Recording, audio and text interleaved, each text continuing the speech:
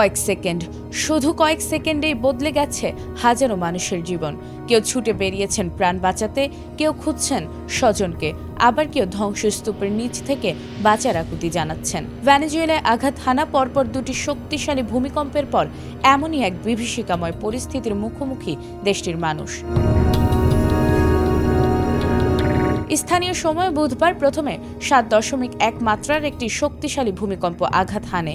এর মাত্র 1 মিনিট পর আরও ভয়াবহ 7.5 মাত্রার দ্বিতীয় ভূমিকম্প কাঁপিয়ে দেয় দেশটির বিস্তীর্ণ অঞ্চল। মার্কিন ভূতাত্ত্বিক জরিপ সংস্থা জানিয়েছে, ভূমিকম্প দুটির উৎপত্তিস্থল ছিল ক্যারিবীয় উপকূলবর্তী মোরন এলাকার কাছে।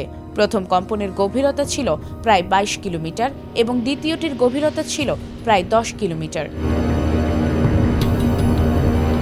পরপর দুটি শক্তিশালী ভূমিকম্পে রাজধানী কারাকাস সহ বিভিন্ন শহরে বহু ভবন ক্ষতিগ্রস্ত ও ধসে পড়েছে। সামাজিক যোগাযোগ মাধ্যমে ছড়িয়ে পড়া ভিডিও ও স্থানীয় গণমাধ্যমের প্রতিবেদনে দেখা গেছে,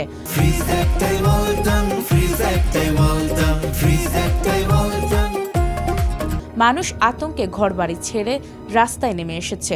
কোথাও ধুলোর মেঘে ঢেকে গেছে পুরো এলাকা, কোথাও আবার ধ্বংসস্তূপের নিচে আটকে পড়াদের উদ্ধারে মরিয়া চেষ্টা চলছে। সবচেয়ে উদ্বেগের বিষয় হলো, বহু মানুষ এখনও নিখোঁজ রয়েছেন বলে আশঙ্কা করা হচ্ছে। ক্ষতিগ্রস্ত এলাকা থেকে সাহায্যের আকুতি এবং ধ্বংসস্তূপের নিচে আটকে থাকা মানুষের আর্তনাদের খবর পাওয়া যাচ্ছে। উদ্ধারকর্মীরা ভারী যন্ত্রপাতি, অনুসন্ধানী দল ও বিশেষ সরঞ্জাম ব্যবহার করে জীবিতদের খুঁজে বের করার চেষ্টা করছেন। তবে সড়ক ক্ষতিগ্রস্ত হওয়া, বিদ্যুৎ ও যোগাযোগ ব্যবস্থার বিঘ্ন এবং ধ্বংসস্তূপের ব্যাপকতার কারণে উদ্ধার অভিযান কঠিন হয়ে পড়েছে।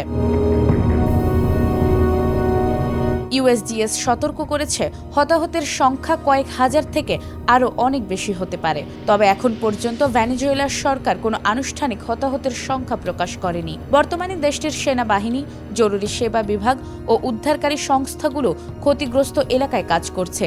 পাশাপাশি আন্তর্জাতিক সহায়তা পাঠানোর প্রস্তুতিও শুরু হয়েছে।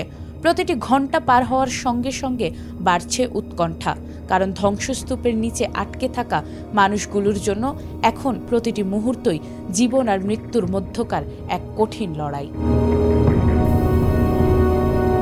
নাজমুন নাহার জান্নাত, এটিএন বাংলা।